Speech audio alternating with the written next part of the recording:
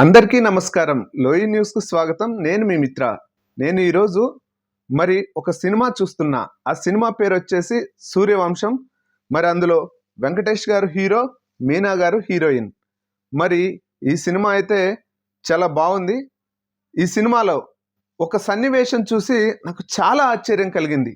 ఎందుకు అంటే వెంకటేష్ గారిని మీనా గారు భగవంతుల్లా ఆరాధిస్తూ ఉంటారు ఈ సినిమాలో వెంకటేష్ గారు డబుల్ యాక్షన్. మీనా గారికి మామగారిలా ఒక క్యారెక్టర్ ఉంటుంది, ఒక క్యారెక్టర్ ఏమో వెంకటేష్ గారు మీనా గారికి భర్తగా ఒక క్యారెక్టర్ ఉంటుంది. మామ క్యారెక్టర్లో ఉన్నటువంటి వెంకటేష్ గారిని మీనా గారు భగవంతుల్లా ఆరాధిస్తూ ఉంటారు.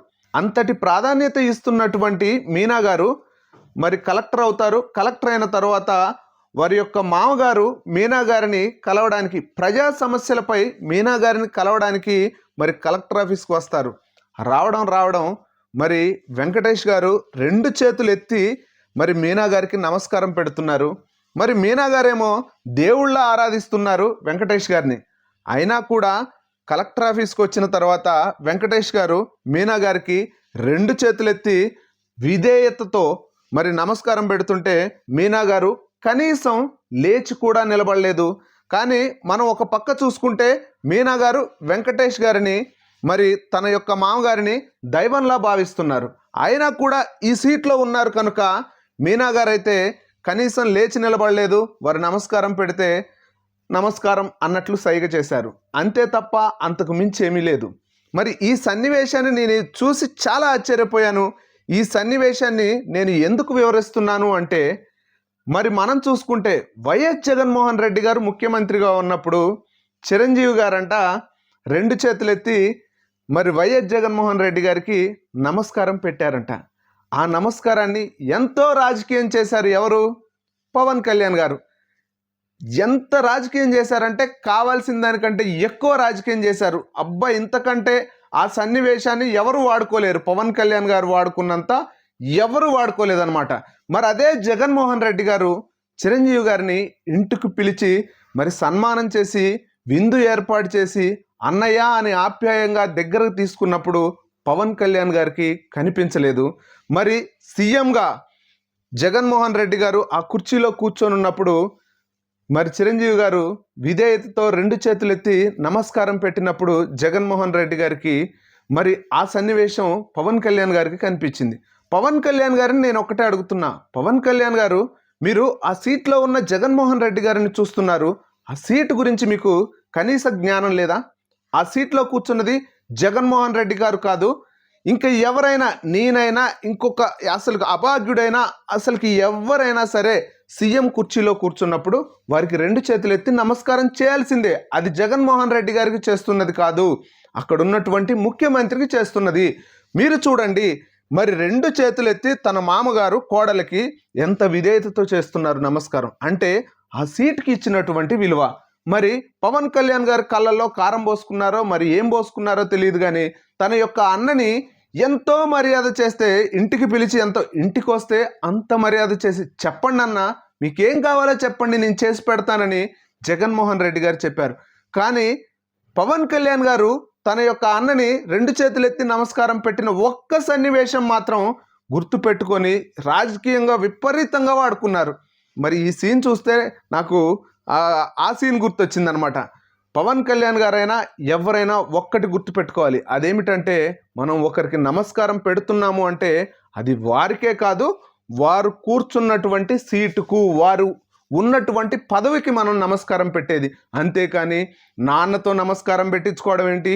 నీ అన్నేం గొప్పోడు కాదు, నువ్వేం గొప్పోడు కాదు, నేనేం గొప్పోడు కాదు, ఇంకెవరు గొప్పలం కాదు. సీఎం కుర్చీలో కూర్చున్నప్పుడు అందరికంటే బాస్ ఎవరంటే సీఎంఏ. ఆ సీఎంకి ఎవరైనా నమస్కారం చేయాల్సిందే. అది ప్రజలు ఇచ్చినటువంటి హక్కు. పవన్ కళ్యాణ్ గారు, మీరు 100 పొత్తులు ఎందుకు పెట్టుకున్నారు? ఆ హక్కు కోసం, ఆ అధికారం కోసం, ఆ పవర్ కోసం. ఆ పవర్ అప్పుడు జగన్మోహన్ రెడ్డి గారి దగ్గర ఉంది. జగన్మోహన్ రెడ్డి గారికి చిరంజీవి గారు విధేయతతో నమస్కారం చేస్తే మీరు దాన్ని అద్భుతంగా రాజకీయం చేశారు. ఇప్పటికైనా గ్రహించండి, నమస్కారం అనేది చేసేది అర్థమైందా, ఒక వ్యక్తికి కాదు, ఆ సీటుకు ఉన్నటువంటి పవర్కి. అంతేకాని కనీస జ్ఞానం లేకుండా మన రాజకీయ అవసరాల కోసం ఎదుటోళ్ళ మీద నిందలేయడం కాదు. జగన్మోహన్ రెడ్డి గారి మీద అధికారంలో ఉన్నప్పుడు నిందలేశారు, ఇప్పుడు కూడా నిందలేస్తున్నారు. ఇంకొక ఆశ్చర్యకరమైన విషయం ఏమిటంటే నిందలేయడంలో బాగా ఆరితేరిపోయారు అందరూ. ఏదో ఒక నింద మైకు పట్టుకుంటే ఏదో ఒక నింద జగన్మోహన్ రెడ్డి గారి మీద వేయాలని నిన్నగాక మొన్న కూడా మన బాలయ్య గారు చక్కగా జగన్ సైకో అని సంబోధించారు. మరి జగన్మోహన్ రెడ్డి గారిని సైకో అని సంబోధించడాన్ని అదనేది బాలకృష్ణ గారికే వదిలేద్దాం. ఎందుకంటే బాలకృష్ణ గారిని మనం ఏం అనలేము. ఎందుకంటే ఏదేనంటే సర్టిఫికెట్ పట్టుకొని చూపిస్తారు. ఏమని? నాకు మానసిక స్థితి బాగలేదు అని ఆయన సర్టిఫికెట్ చూపిస్తారు. కాబట్టి వారి గురించి మనం మాట్లాడకూడదు కూడా. కానీ బాలకృష్ణ గారి కంటే సర్టిఫికెట్ ఉంది. మరి పవన్ కళ్యాణ్ గారికి ఉందా, లేకపోతే ఇంకెవరికైనా ఉందా? ఇంకా జగన్మోహన్ రెడ్డి గారిని చిరంజీవి గారు నమస్కారం పెట్టారు అని విమర్శించే ప్రతి ఒక్కరు కూడా సర్టిఫికెట్ పెట్టుకోండి. లేకపోతే మర్చిపోకండి, జగన్మోహన్ రెడ్డి గారు ఒక యాప్ని రిలీజ్ చేశారు. ఆ యాప్లో మరి ఎవరెవరైతే తప్పు చేశారో అన్నీ మరి నోట్ చేసుకొని ఉంటాయి. దాంట్లో డిలేట్ ఆప్షన్ కూడా లేదంట. జగన్మోహన్ రెడ్డి గారు ప్రవేశపెట్టినటువంటి తీసుకువచ్చినటువంటి యాప్కి డిలేట్ ఆప్షన్ లేదంట. ఒక్కసారి కంప్లైంట్ ఫైల్ అయితే మరి ఆ సమస్య అనేది పరిష్కారం అయ్యేంత వరకు కూడా అది అందులోనే ఉంటుంది. మీరైనా రెడ్ బుక్ అన్నారు. రెడ్ బుక్ అనేది చినిగిపోవచ్చు, లేకపోతే చెదలబట్టచ్చు, లేకపోతే ఆ బుక్ ఎక్కడైనా పోవచ్చు. కానీ ఈ యాప్ అనేది మాత్రం ఎక్కడికి పోదు. జగన్మోహన్ రెడ్డి గారు ఎంత జ్ఞానంతో ఆలోచించారంటే ఒక యాప్నే ఫస్ట్ అయితే డైలాగులు చెప్పారు. సప్త సముద్రాల అవతలున్నా తీసుకొస్తా, మీరు రెడ్ బుక్ కాదు ఏ బుక్లో అయినా రాసుకోండి అని మాటలైతే చెప్పారు. నేను అనుకున్నా జగన్మోహన్ రెడ్డి గారు ఇటువంటి మాటలు చెప్తుంటే మళ్ళీ అధికారంలోకి వచ్చాక మర్చిపోతాడు ఖచ్చితంగా. ప్రజలు పడ్డట్టు అంటే వైఎస్ఆర్సీపీ నాయకులు కార్యకర్తలు పడ్డటువంటి కష్టాలను మర్చిపోతారు. అధికారంలోకి వచ్చాక ఎవరైనా మర్చిపోతారు అనుకున్నా. కానీ జగన్మోహన్ రెడ్డి గారి దగ్గర ఒకటి ఉంది. ఏంటంటే చెప్పిన మాట చెప్పినట్లుగా చేస్తారు. మరి అందరినీ బుక్కుల్లో రాసుకోమంటే బుక్కుల్లో రాసుకుంటే మరి ఎవరు బుక్ చూస్తాడు? జగన్మోహన్ రెడ్డి గారు అనుకున్నా. కానీ జగన్మోహన్ రెడ్డి గారు అసలు ఇచ్చిన మాట నిలబెట్టుకోవడం కోసం ఒక ప్రత్యేకమైనటువంటి యాప్ను తీసుకొచ్చారు. సెల్యూట్ జగన్మోహన్ రెడ్డి గారు. మరి గుర్తు పెట్టుకోండి, ప్రతి ఒక్కరూ నోరు అదుపులో పెట్టుకోండి, జాగ్రత్తతో వహించండి. భారత రాజ్యాంగాన్ని గౌరవించి భారత రాజ్యాంగం ప్రకారం మీ యొక్క పనులు చేయండి. భారత రాజ్యాంగం ప్రకారమే ఎవరు నడుచుకుంటే తప్ప, లేకపోతే ఆ బుక్కులో మీ పేరు, ఆ యాప్లో మీ పేరు కానీ మెన్షన్ అయిందంటే మీరు అనుకోవచ్చు వచ్చే 5 సంవత్సరాలు ఇంకో 3 సంవత్సరాల్లో జగన్మోహన్ రెడ్డి గారు గెలవడు అని. 3 సంవత్సరాలు కాకపోతే ఇంకో 10 సంవత్సరాల తర్వాత అయినా జగన్మోహన్ రెడ్డి గారు గెలుస్తాడు. ఎందుకంటే జగన్మోహన్ రెడ్డి గారికి వయసు ఉంది కనుక ఎవరు అధైర్యపడాల్సిన అవసరం లేదు.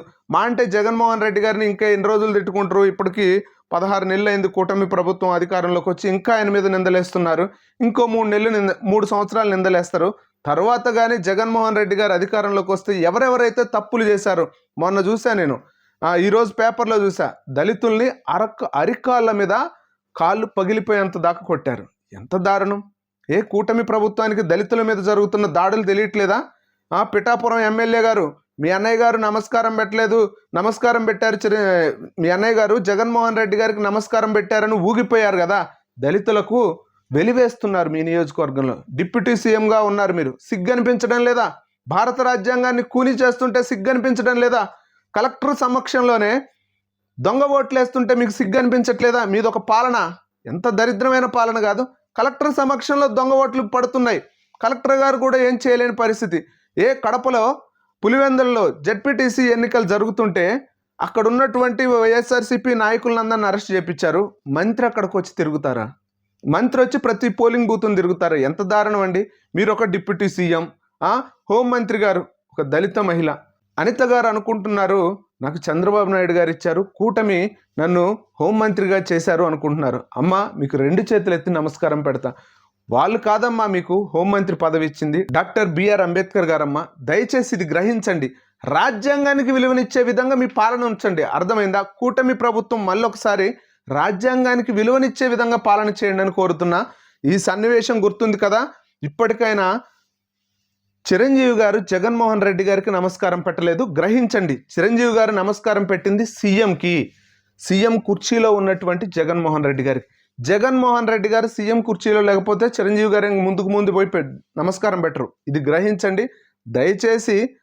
ఇంకొకసారి దీన్ని కాంట్రవర్సీ చేయకండి. చిరంజీవి గారు స్పష్టంగా చెప్పారు ఏమనంటే, జగన్మోహన్ రెడ్డి గారి యొక్క ఆహ్వానం మేరకే నేను టికెట్ల రేట్లు పెంపు విషయమై ఆయన దగ్గరికి వెళ్ళాను.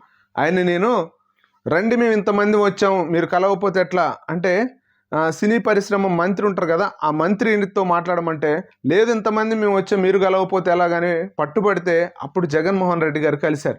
జగన్మోహన్ రెడ్డి గారు కలిసి మరి వారి యొక్క విన్నపాలన్నీ వాళ్ళకి న్యాయం చేశారు. మీరు గమనించండి. ఇక నిందలు వేయాలి అని ఏది పడితే అది ఇష్టం వచ్చినట్లు మాట్లాడకండి. అదే ప్రతిపక్షంలో ఉన్నప్పుడు మాట్లాడారు అధికారం కోసం. అధికారం వచ్చింది, అధికారం వచ్చినాకైనా మీరు ఇప్పటికైనా మారి ప్రజల పక్షాన నిలిచి ప్రజల కోసం పనిచేయండి. ప్రజల కోసం పనిచేయాలని భారత రాజ్యాంగం ప్రకారం మీ యొక్క పాలన ఉండాలని కోరుకుంటూ ముగిస్తున్నాను. ధన్యవాదములు.